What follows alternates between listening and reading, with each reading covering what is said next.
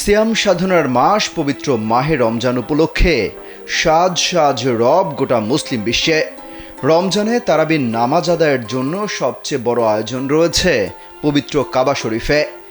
নির্ধারিত সময়ের একদিন আগেই সব আয়োজন শেষ হয়েছে।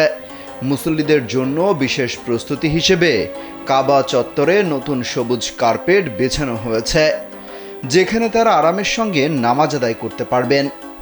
বৃহস্পতিবার মসজিদের আশপাশের অবকাঠামোর ছাদেও এই কার্পেট বেছানো হয়েছে।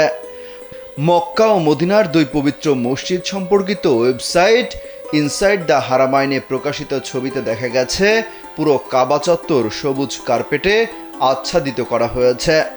সৌদির আকাশে আজ চাঁদ দেখা গেলে রাতেই হবে তারাবির নামাজ, আর আগামীকাল 1 মার্চ থেকে সৌদি আরবে রোজা শুরু হবে।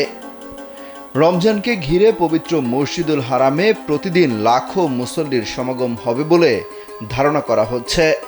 সুষ্ঠু ও নির্বিঘ্নে ইবাদতের জন্য কর্তৃপক্ষ পর্যাপ্ত ব্যবস্থা গ্রহণ করেছে, যাতে মুসল্লিরা স্বাচ্ছন্দ্যে নামাজ আদায় করতে পারেন।